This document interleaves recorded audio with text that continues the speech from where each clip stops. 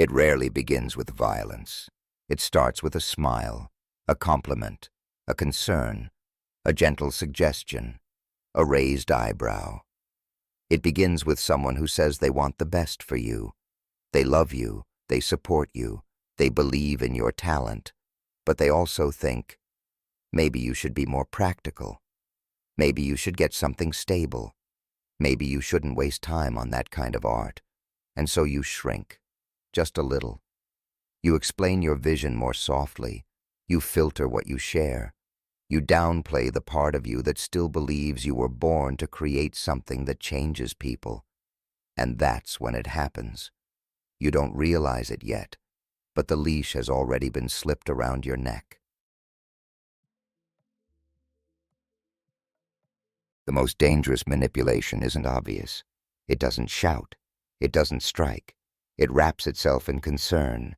It arrives in the form of the partner who supports your dreams until your dreams demand more time than they're comfortable giving. The parent who says they're proud until your choices reflect a life they don't understand. The mentor who lifts you up until you outgrow them. The friend who roots for your success until it begins to threaten their own sense of identity. They don't say, don't grow. They say, don't change. Because the version of you that dares to live fully is inconvenient to those who need you to stay small. And most of the time, they don't even know they're doing it. Why are creatives so often manipulated? Because creativity is unpredictable. It is powerful. It is sacred. And that makes it terrifying to people who crave control. The creative doesn't follow a linear path. The creative doesn't guarantee results. The creative changes, evolves, reinvents. And so the people around them, especially those who feel insecure or stagnant, will try to stabilize them. They will tether you with emotion. They will disguise it as love, but it will feel like weight. They don't want to destroy you. They want to keep you available, keep you agreeable, keep you familiar. Because if you rise too far, too fast, too brightly, they'll have to confront the places in themselves that never tried. Men are unwilling to believe that others can rise higher without trickery or betrayal. Niccolò Machiavelli, your growth is a mirror, and for some, that reflection is unbearable. It's not a chain, it's a leash, flexible, comfortable, hidden. You can move. As long as you don't move too far, you can speak. As long as you don't speak too loud, you can succeed, but only within the limits they find acceptable. You start censoring yourself, not to protect your truth, but to protect their comfort. You soften your ambition, not because you believe it's wrong, but because you can sense the tension in the room when you speak it aloud. You call it humility, but really, it's obedience. That is the leash. This is the part no one wants to admit. Sometimes the people who love you use that love as leverage, not because they're evil, but because they're afraid. Afraid that if you change, they'll lose you. Afraid that your freedom will highlight their cage. Afraid that your voice will drown out their silence. So they say, don't forget where you came from. Just don't get a big head. Be realistic. You're not better than the rest of us. And you feel guilty. You feel like maybe they're right. Maybe you're asking for too much. Maybe you're being selfish. But pause. Really think about this. Why does your becoming make them feel betrayed? Why does your art need their approval? Why is your evolution treated as abandonment? These aren't questions of ego. They're questions of sovereignty.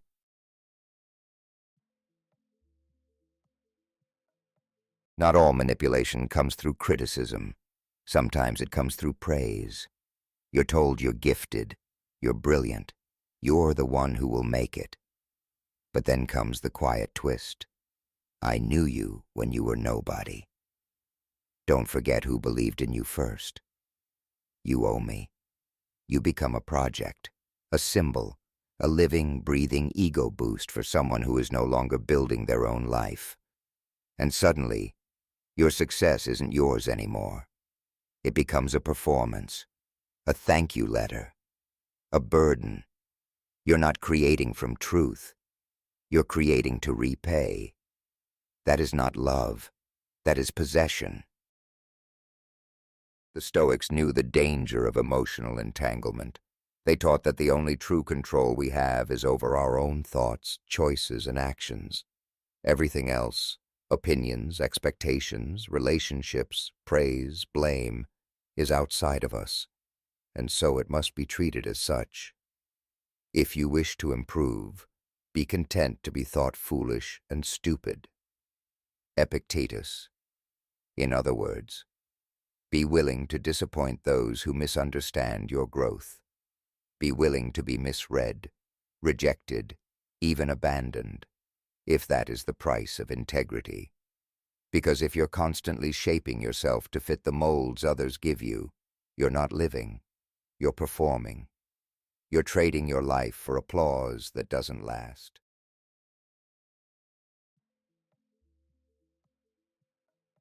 Here's what happens when you begin to change. You start setting boundaries. You stop over-explaining. You create without needing permission. You grow quieter, but sharper. You stop tolerating manipulation disguised as love. And suddenly, the people who once adored you become uncomfortable. They say you've changed. And they're right. You have. Because the version of you that could be manipulated no longer exists. And that's terrifying to people who depended on your compliance. Ask yourself, do I feel like I have to explain my creative choices to certain people? Do I hide my ambition around people I love? Do I feel obligated to prove something to someone who supported me early on? Do I shrink in rooms where I should be expanding? If yes, you're not alone. This is the quiet, slow erosion of identity that so many creatives endure. Not from enemies, from family, from friends, from people who mean well. And if you're not careful, you'll wake up one day and realize you built a life that makes everyone else comfortable, but makes you feel dead inside. You don't need to cut everyone off. You don't need to shout or fight. You just need to see it clearly. You need to name the leash, and then stop wearing it. This begins with a simple, unshakable truth. You do not owe your potential to anyone. Not your parents, not your partner, not your followers, not your mentors, not even your past self. You owe it to the life that's trying to live through you, and that life has no patience for guilt.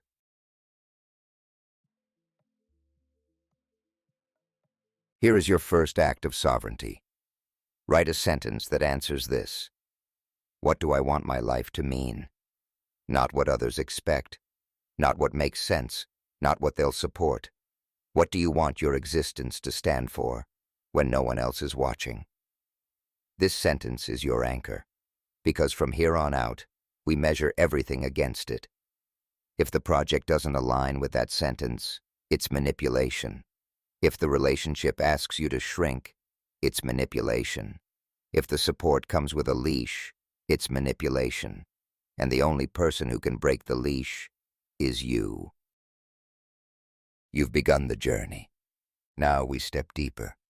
In Chapter 2, we'll look closer at the emotional weapons others use to steer creatives off course. Shame, guilt, flattery, dependence, scarcity. This is the psychology of control. And the next chapter will give you the clarity to spot it mid-sentence, before it ever shapes your path again.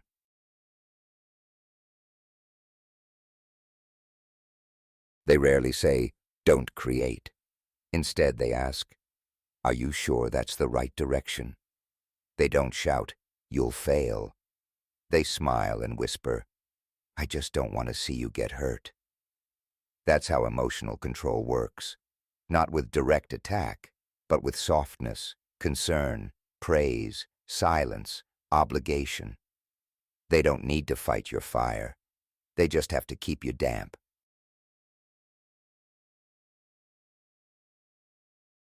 Most creatives are not broken by critics. They're bent by people they trust. Because when criticism comes from strangers, we brace for it. But when it comes from people we love, it bypasses the armor. That's how the war is fought. Through emotionally loaded words, through subtle tone shifts, through silence when you share your vision, through support that feels conditional, through guilt that lingers longer than their applause. They don't take your power directly. They convince you to set it down.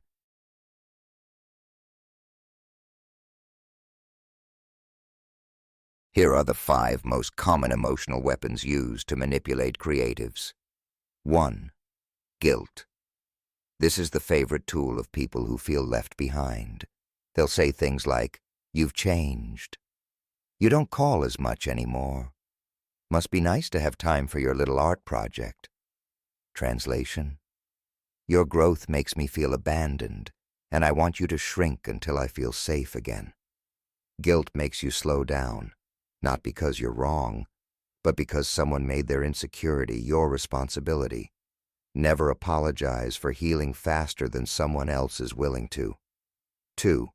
Praise with a hook. Manipulators don't just criticize. They often praise you, but in a way that positions them as your gatekeeper. "You're so talented. Thanks to what I taught you. You're the best thing I've ever supported. You wouldn't be where you are without me." You become indebted. They turn your confidence into a transaction. Praise should never feel like a leash. If someone's support feels like it's being held over your head, it isn't support. It's ownership disguised as encouragement. 3. Fear. This one is insidious. They say, "Most artists never make it. You really want to give up stability? I just don't want to see you fail." They present fear as care. But look closely. It's not your failure they fear. It's their discomfort with your courage. Your risk reminds them of their inaction, so they try to tether you to their limitations. They call it realism, but it's really self-protection, projected outward. 4. Obligation. This one hides behind the mask of love and loyalty. "After all I've done for you, I sacrificed so much so you could do this. You owe it to your family to choose stability." This is one of the oldest manipulations in history, trading your future for their past. You can honor someone without becoming their repayment plan. Gratitude does not mean submission. You do not owe anyone your art, not even the people who raised you. 5. Silence. Sometimes the deepest manipulation comes from what's not said. You share your idea, and the room goes quiet. You release something you're proud of, and no one close to you comments. You reach a milestone, and they change the subject. This is not apathy. It's control. They're withholding validation as a way to test your obedience. Will you shrink? Will you chase their approval? Will you abandon your path to restore harmony? This is how subtle manipulation works. They make you doubt your worth, not with insults, but with absence.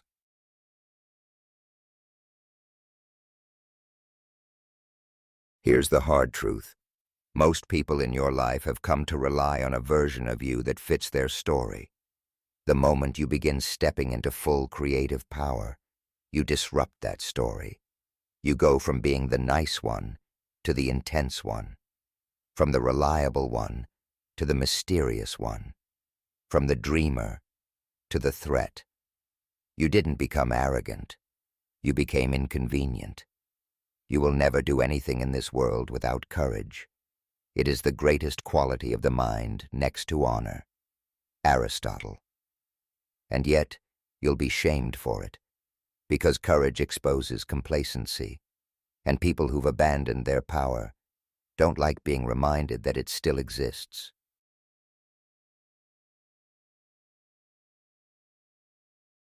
Let's be honest. Creatives are emotionally porous by nature. You feel deeply. You care about connection. You want to be understood. That's your gift, but it's also your vulnerability.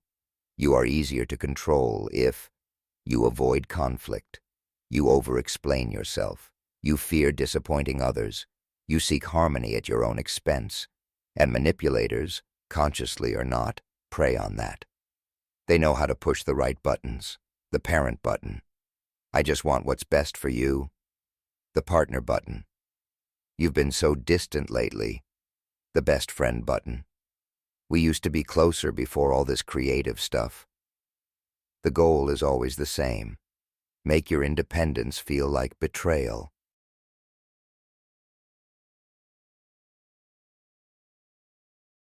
The Stoics taught that emotional freedom is the foundation of all freedom. You cannot control what others do, but you can control what you internalize. Marcus Aurelius wrote, "When someone blames or hates you, or people voice similar criticisms, go to their souls, penetrate inside and see what sort of people they are. You'll realize there is no need to be racked with anxiety that they hold any particular opinion about you." In other words, don't react to their words. Study their motives. See the fear behind their concern. See the jealousy behind their silence. See the dependency behind their guilt. And then, choose not to carry it. Their emotions are not your map.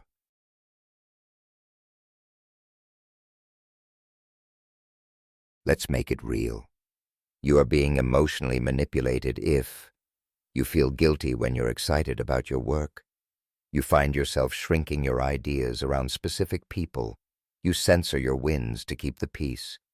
You feel like you owe someone your creative success. You feel pressure to prove your worth through your art. You second-guess decisions after a conversation with someone who cares. None of these are accidents. They are tactics. And once you name them, they lose their grip. Here's your aligned action for Chapter 2.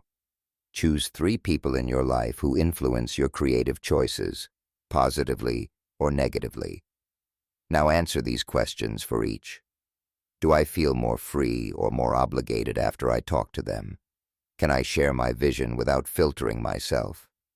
Do I leave the conversation with more energy or less? Are they happy when I grow or only when I stay familiar? Write the answers down. Let the patterns reveal themselves. And most importantly, don't justify. Don't explain. Just see. Because awareness is the blade that cuts the leash.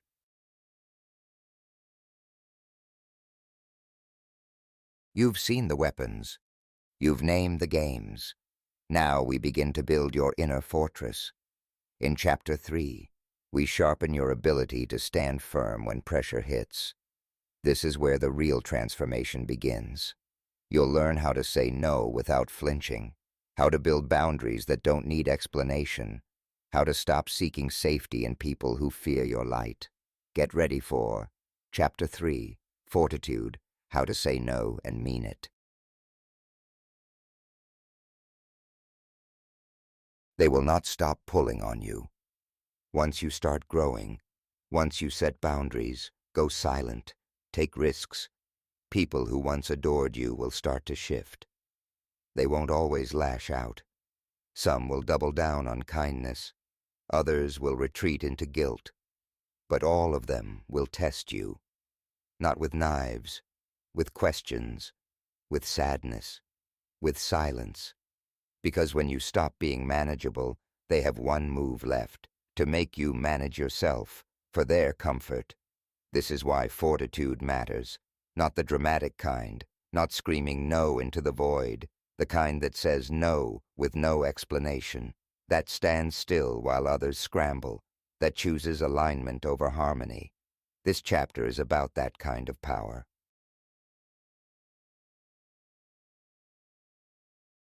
Most people don't realize this. The greatest manipulation in a creative's life isn't loud, it's soft chaos. It shows up in the half-supportive parent who asks, "So what are you really doing with your life?" The partner who supports you, until your dreams demand more than evenings and weekends. The friend who celebrates your work, then slowly distances themselves when it succeeds. The mentor who helped you rise, then begins to resent your independence. They don't say stop. They say, don't forget where you came from. They say, don't get cocky. They say, just don't ruin what you've built. And every time you hear it, you feel the tug again, that invisible leash, wrapped in affection, tightening in silence. You're not being attacked. You're being tested. They want to know, will you bend? Will you pause? Will you carry their insecurity on your back? Or will you finally say, no? Let's clarify something. No is not rejection. It's direction. It's not an insult. It's a boundary. When you say no to someone else's version of your life, you are not being cruel. You are being clear. A man who does not say what he means and mean what he says can be owned by anyone with a soft voice and enough time. Most people say yes because they fear what comes after the no, the distance, the disappointment, the shift in energy, the risk of being misunderstood. But that fear is a leash, and fortitude is the blade that cuts it. You say no, not because you don't care, but because you do. About your time, your vision, your peace, your truth. And no one gets to touch that unless they've earned the right.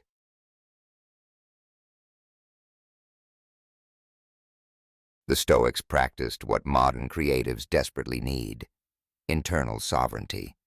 They didn't beg for understanding. They didn't perform for approval. They lived by a code, and they stood by it. Seneca wrote, "No man is more unhappy than he who never faces adversity, for he is not permitted to prove himself." In other words, people's discomfort with your boundaries is not your adversity to solve. It is your opportunity to solidify who you are. Every time you say no and don't fold, you become more real. You stop being someone who is shaped, and you become someone who shapes. 5 types of no you need to master. 1. The silent. No. You stop replying. You let the silence speak. You don't owe every text, comment, or request a response. Some people need to experience the absence of your energy to realize they never respected it. 2. The redirection. No. You say, that doesn't work for me. Here's what does. You're not shutting people down. You're reasserting your path. This is especially useful with collaborators, family, or clients who love to nudge your boundaries. 3. The mirror. No. You say, why does that matter to you? Or, help me understand why that bothers you. This flips the manipulation back on the source. You make them confront their motives. Many people will back down the moment they're asked to explain their control. 4. The cold. No.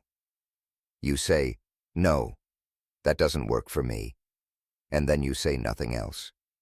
This is power, pure, unapologetic. It's uncomfortable, but it's unforgettable. 5. The sacred no. This is the no that protects your energy, your rituals, your art. It's not for others. It's for you. You say, I'm not available during my creative hours. I'm not discussing that project right now. This space is for building, not explaining. This no protects your sacred space, because if you don't guard your time, you'll spend your whole life renting it out to people who don't value it. Boundaries don't require anger. Some people wait until they're enraged to set boundaries, but that's not sovereignty. That's delayed truth. Fortitude means you don't need to get upset to protect your energy. You don't need to build a case. You don't need to defend your decisions. You simply say, "This is who I am. This is what I do. This is what I don't." No pitch. No justification, just posture. When you start saying no, clearly, calmly, consistently, people will react.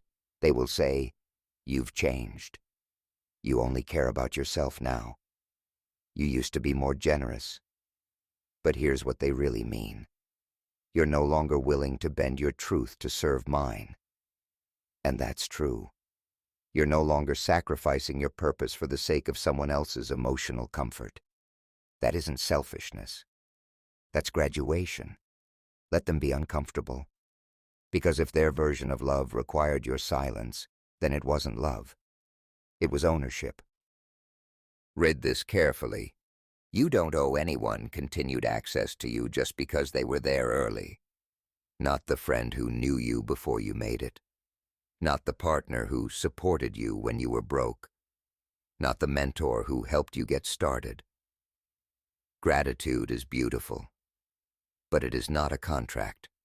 You are allowed to grow past the people who only understood the earlier version of you. Let them accuse you of being distant.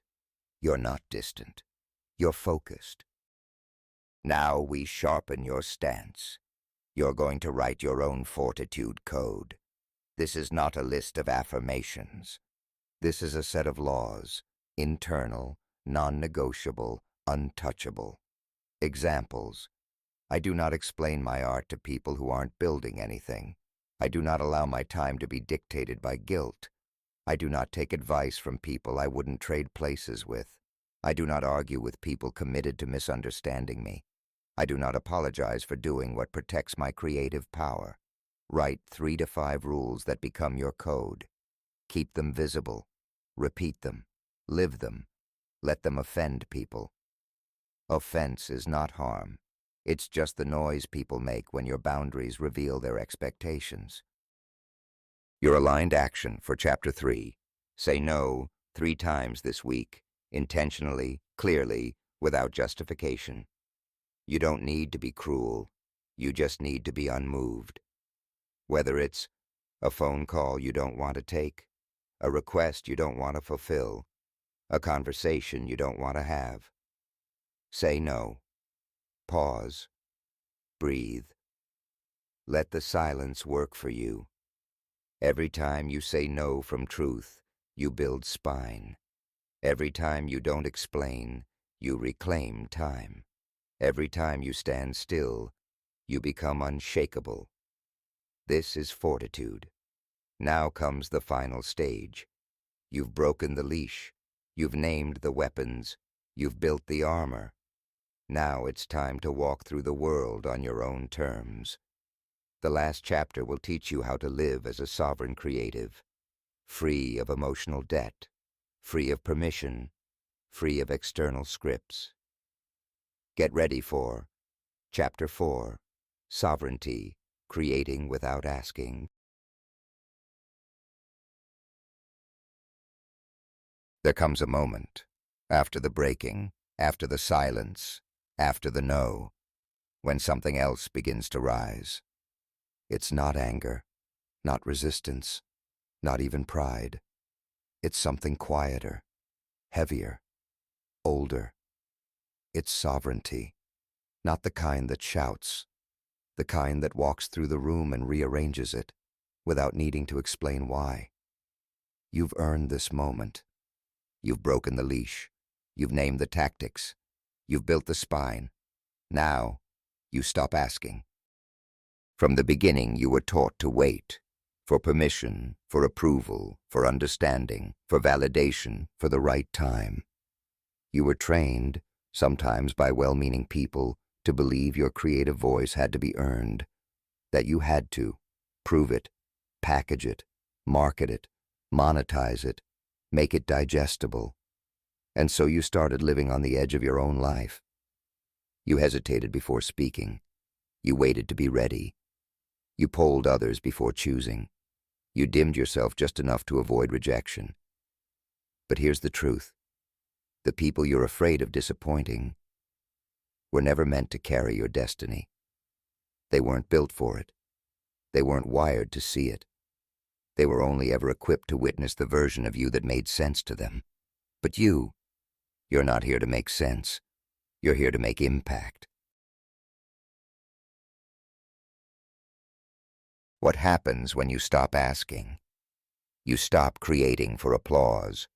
You start creating from alignment. You stop reacting to trends.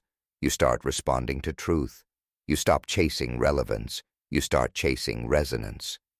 This is what sovereignty gives you. Internal authorship. The voice that doesn't ask, will they like this? Will this go viral?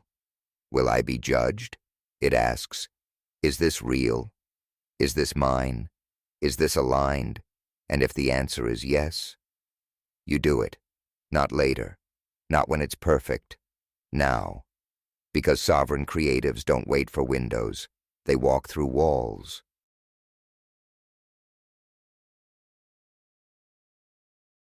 Let's get this out of the way.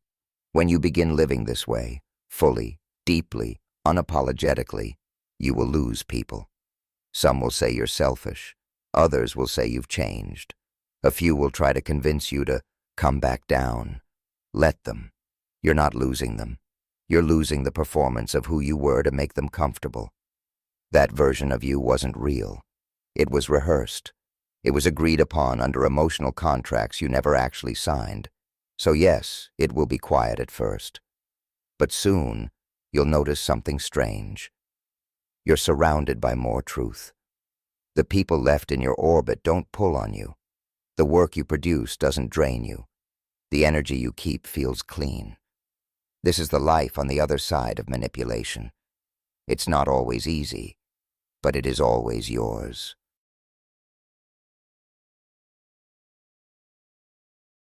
When you become sovereign, something happens. You begin to see how much of your life was built to please, how many yeses were really just, I don't want to lose you, how many projects were really just, please see me, how many connections were really just, don't forget me. And one by one, those mechanisms fall away. You don't post out of fear anymore. You don't explain your absence. You don't rush to prove your worth. You speak when there's something to say. You create when there's something to offer. You disappear when you need to disappear. You become unpredictable to the system. And in a world that survives on control, unpredictability is freedom. Let's paint it clearly.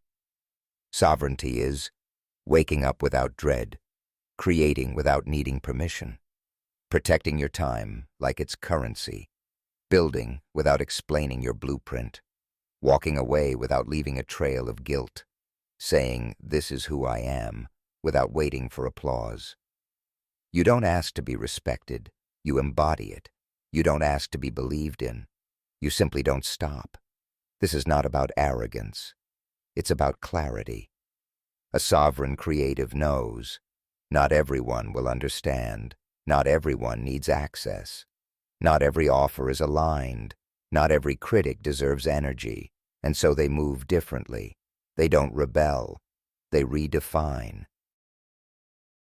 Let's dismantle one last manipulation. The idea that you have to be fully healed before you can show up in your power. You don't. You don't need to fix every wound. You don't need to resolve every trigger. You don't need to master every emotion. You only need to choose. To live as if your life is yours, and to keep choosing it, even when it's scary, even when it's lonely, even when it offends people who never dared to try. Sovereignty is not a destination, it's a discipline. Here is your final ritual in this journey. Stand alone, physically if you can. No phone, no input, no audience, and speak this out loud like a vow. I do not ask, I create. I do not seek safety. I seek truth. I do not wait to be chosen. I claim myself. I will no longer shape my vision to fit their comfort. I am not a brand. I am a force. And from this day forward, I walk as the author of my own life. Repeat it as needed. Write it on your wall. Engrave it into your habits. Make it your posture. This is your crown. Not given. Not bought. Claimed. If you've come this far, you're not the same. Not just because you've learned the tactics, but because you've remembered who you are. The creator. Not the puppet, not the performer, not the project, not the product, the source. You don't owe your creativity to anyone. Not to your upbringing, not to your audience, not even to the version of you who first dreamed of all this. You owe it only to what is real inside you. So take it back. Take all of it back. Your time, your vision, your pace, your silence, your name. This is not the end. This is the re-entry. The first day you woke up with nothing to prove and everything to create.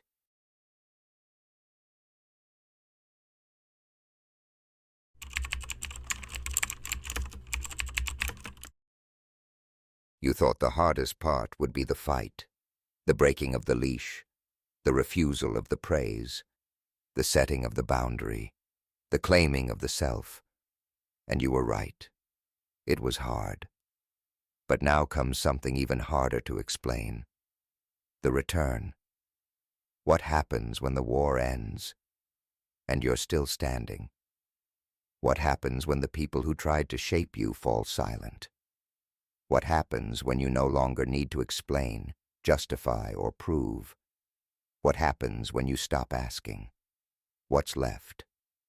Only this. A life. Your life. The one no one else wrote for you. The one you came back for. The one you now live. Unmanipulated. At first it feels strange. The absence of pressure. The quiet after the storm.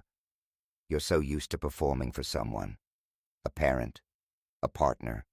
A platform. That when their voices fade, it almost feels like loss. But it's not loss. It's space. And space is what the sovereign needs to create. The manipulator always filled the air with suggestions, flattery, questions, needs. Now there's only silence. And in that silence, something begins to move again. Not noise, not fear, not performance. Just a soft rhythm, slow, grounded. You. No fireworks, no cheers, no dramatic music. Just small things. Waking up without checking who needs you first. Making something without thinking about its reach. Walking away from a conversation without guilt. Changing your mind without needing to explain. Being misunderstood and letting it stay that way. It doesn't feel like rebellion anymore. It feels like peace. That's the mark of true freedom. You stop needing others to know you're free. You just are. Some people will say you've disappeared. They'll call you distant, private, guarded, cold, but they're not describing your absence. They're describing their discomfort, because they no longer have a hook in you. No handle, no script. They can't flatter you into submission. They can't guilt you into showing up. They can't pull you back with, but remember when. You remember. You just don't live there anymore.